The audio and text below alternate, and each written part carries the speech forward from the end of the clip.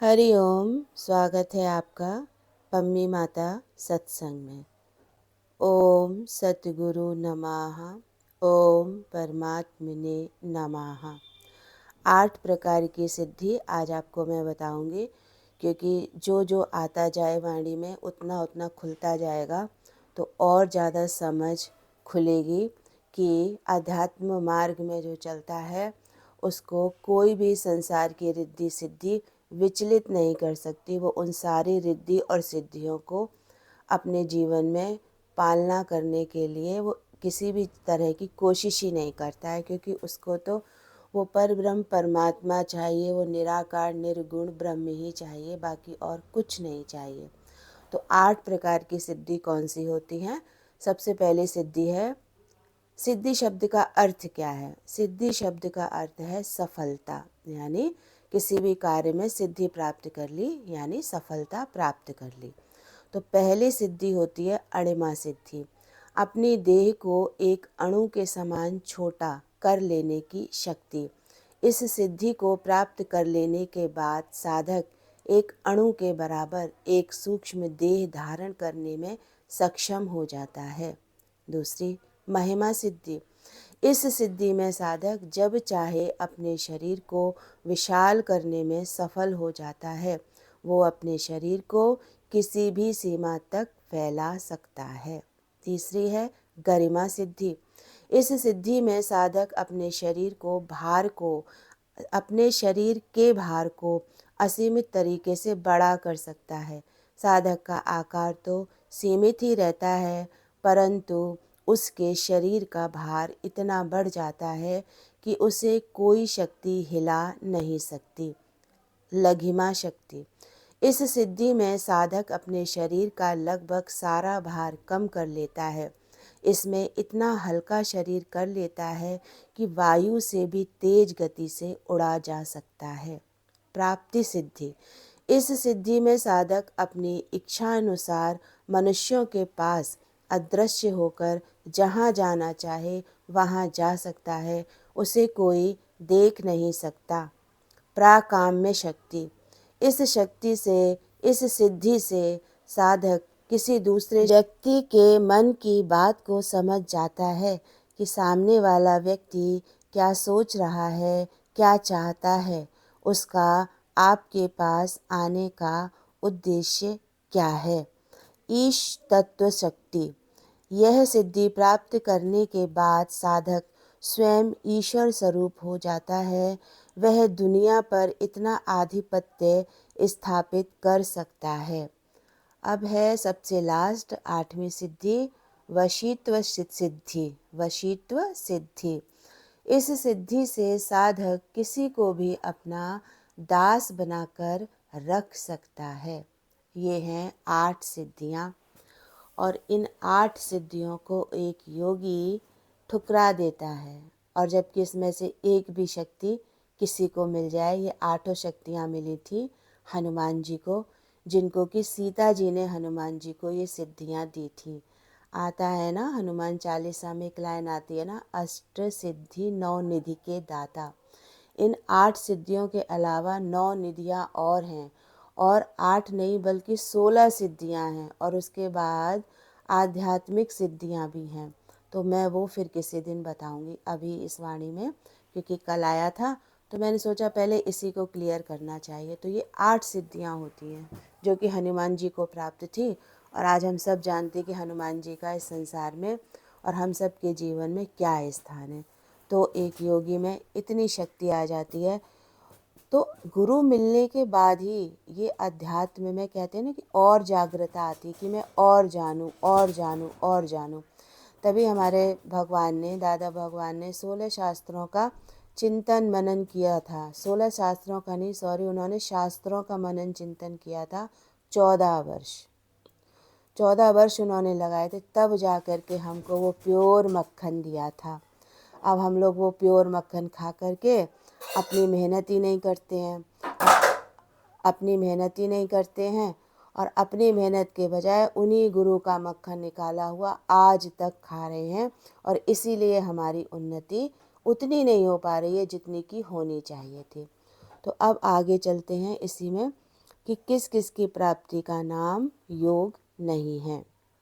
तो कल हमने पढ़ा था कि पुत्र आदि और बंधु आदि का मिलना भी योग नहीं है। इसी में अब आगे है, अत्यंत रूपवती स्त्री की प्राप्ति का नाम योग नहीं है। राज्य की प्राप्ति तथा हाथी घोड़ों की प्राप्ति का नाम भी योग नहीं है। अत्यंत रूपवती स्त्री हर किसी का सपना होता है, और अगर स्त्री है तो उसका पुरुष का सपना होता है। लेकिन अगर इतनी अत्यंत स्त्री या पुरुष जीवन में मिल भी जाए तो उसका नाम भी योग नहीं है। राज्य की प्राप्ति, हाथी घोड़े की प्राप्ति, आजकल तो हाथी घोड़े नहीं है तो मेरे पास आज 20 लाख की कार आ जाए, आज फॉर्च्यूनर आ जाए, आज कितनी कितनी कितनी गाड़ियाँ चल गई हैं, 1 करोड़ की, 1.5 करोड़ की, 2 करोड़ की, किसी की 5 लाख, किसी की 8 लाख, तो किसी को संतुष्टि नहीं है ना। जिसके पास जितनी है उसमें वो और सोचता है और इससे बड़ी गाड़ी आ जाए, 1 नहीं 2 हो गई, 2 नहीं 3 हो गई, 3 नहीं 4 हो गई। लेकिन उसको उसकी प्राप्ति का नाम भी योग नहीं है। क्या करेंगे महल माड़ियों का, क्या करेंगे इस संसार की भौतिक वस्तुओं का, क्योंकि ये जीव जब जाएगा तो ये सारे का सारा संसार का जो बटोरा और संवारा सामान है ना, सब यहीं का यहीं छोड़ के चला जाएगा।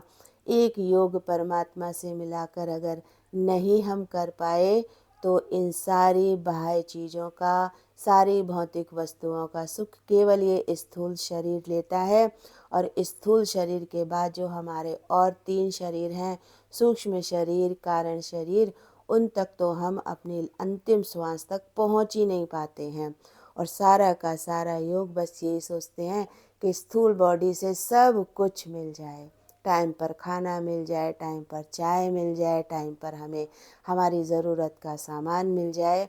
और मिल भी रहा है, मिल भी रहा है आज कि चलो हमारे काम पूरे हो गए, घर में आगे वाले सेवा करने के लिए हाजिर नाजिर हैं, तो भी इस मनुष्य को शांति नहीं मिलती है। फिर भी इसका मन ये कर लूँ, वो कर लूँ, ऐसा कर लूँ, वैसा कर लूँ। तो जब अपना समय था तो भी मन चलता था, हर चीज़ के लिए बुद्धि चलती थी, और आज जब आगे वाले करने वाले सब आ गए तो भी तुम्हारा मन चलता है। तो आखिर इस स्थूल बॉडी की पढ़ाई क्या पूरी जिंदगी करने के लिए ही गुरु की प्राप्ति की है? गुरु का ज्ञान क्या इस स्थूल बॉडी के सुखों के लिए ही लेना चाहा था? इसीलिए आज अंदर की शांति नहीं है, अंदर की तृप्ति नहीं है, अंदर का सुकून नहीं है। आज भी मन बाहर ही भटक रहा है इस मिथ्या और भौतिक जगत की सुख की प्राप्ति के लिए। चाहे लाख सुख और जीवन में मिल जाएं, आज आज हम 20,000 के गद्दे पे सोते हैं या 20,000 के पलंग पे सोते हैं, कल को ये और इनमें योग और बढ़ जाए, इनका 40,000 के गद्दे पे सोएं, 1 लाख लाख के गद्दे आते हैं उन पर सोएं। लेकिन बॉडी को जब तक तुमने मिथ्या नहीं जाना, इस शरीर को मिथ्या नहीं जाना और अपने को आत्मा का बोध पक्का ना कराया, तो ये 500 के गद्दे में भी इसकी नींद नहीं आएगी और 5,000 के गद्दे में भी इसको नींद नहीं आएगी। क्यों? क्योंकि सब भौतिक सुख हैं इस संसार में। जीव इस भौतिक सुखों के पीछे भाग रहा है, और संसार वाले भागें तो चलो ठीक है, लेकिन जो सालों से गुरु का संग कर रहे हैं, जो सालों से सत्संग जा रहे हैं, जो सालों से अपनी चप्पलें घिस रहे हैं, वो अगर इन संसार के सुखों में भटक जाते हैं, कि सत्संग का भी सुख है ना, अगर सत्संग रूपी व्यवस्था बनाने में भी भटक रहे हो तो वो भी एक प्रकार का संसार ही है, क्योंकि वो भी छोड़ करके एक दिन जाना ही पड़ेगा।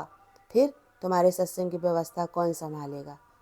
तुम घर में भी व्यवस्था बनाते हो और सत्संग में भी व्यवस्था बनाते हो, तो कोई विरला होगा, कोई 1,000 में से निकलेगा जो इन सारी व्यवस्थाओं में सिर्फ अपना काम निकालेगा कि मैं जो गुरु मुझे बता रहा है, जो गुरु मुझे सिखा रहा है, जो गुरु मुझे पढ़ा रहा है कि तू देह नहीं तू आत्मा है, इस बात का निश्चय कर ले।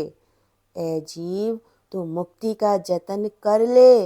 इस शरीर में रहते हुए एक बार ये शरीर हाथ से चला गया, इससे बहुमूल्य चीज़ और कोई भी नहीं है तेरे लिए। तो आज अगर गुरु ना मिलता तो आज ये नॉलेज कहाँ से आती कि संसार तो सारा जानी मानी छाया है, कब हमारा साथ छोड़ देगा हमें पता ही नहीं। तो सुंदर रूपमती स्त्री या पुरुष का मिलने का नाम योग नहीं है। राज्य की प्राप्ति तथा हाथी घोड़ों के प्राप्ति का नाम भी योग नहीं है। इंद्र पद की प्राप्ति का नाम योग नहीं। योग द्वारा प्रिय सिद्धि की इच्छा अथवा सत्यलोक की प्राप्ति का नाम भी योग नहीं है। इंद्र की प्राप्ति, इंद्रासन मिल जाए, कितनी लड़ाई होती है, स्वर्ग में हिल जाते हैं सिंहासन।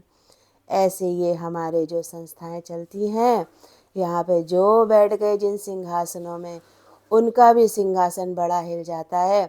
जब कोई आगे वाला देख उनसे थोड़ा योग्य निकल जाता है तो वो उसकी योग्यता को आगे बढ़ने ही नहीं देते हैं, इसलिए कि उनके इंद्र पद की जो प्राप्ति है ना, उसको कोई और हासिल ना कर ले, कि खुद भी कुछ नहीं कर पाए और अगर आगे आने वाला कोई उनको सही राह दिखाए, सही ज्ञान की प्राप्ति कराए, उसको करुणा होती है कि गुरु से इतना मैंने काम लिया और मैंने भी मेहनत किया और गुरु ने भी मेहनत किया, और आज अगर उस ज्ञान में उन्नति हो तो वो सबका उद्धार के लिए अपने को निछावर करने की सोचता है।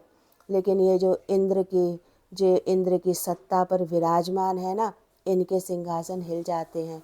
तो याद रखो, इंद्र की प्राप्ति का नाम भी योग नहीं है। कितने दिन रहोगे इन सिंहासन पर? हमारे जो पुराने थे वो कितने दिन रहे सिंहासनों पर, और तुम भी कितने दिन रहोगे, और तुम्हारे बाद वाले भी कितने दिन रहेंगे। और कितनी बची उम्र? 10 साल, 15 साल, 20 साल, उसके बाद फिर तो तुम्हारे सिंहासन छूटेंगे ना। उनको चुंबक की तरह उसमें चिपक के बैठे हैं, ना तो वो नॉलेज हासिल करते हैं, ना वो ज्ञान हासिल करते हैं कि आगे वाले तुमसे चिपके, आगे वाले तुमको छोड़ना ना चाहें। इतना ज्ञान स्वरूप बनो, पर नहीं।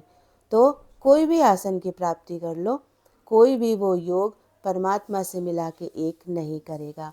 योग द्वारा प्रिय सिद्धि की इच्छा अथवा सत्यलोक की प्राप्ति को भी मैं योग नहीं मानता।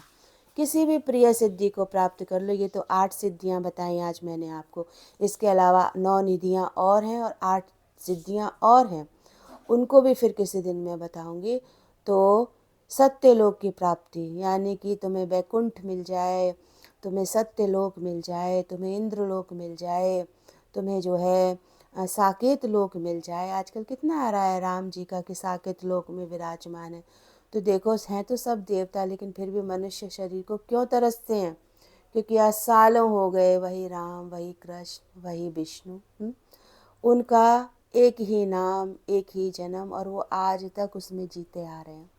मनुष्य शरीर को इसीलिए तरसते हैं कि हम भी मुक्ति प्राप्त करें, हम भी इस संसार के बंधन से छूटें।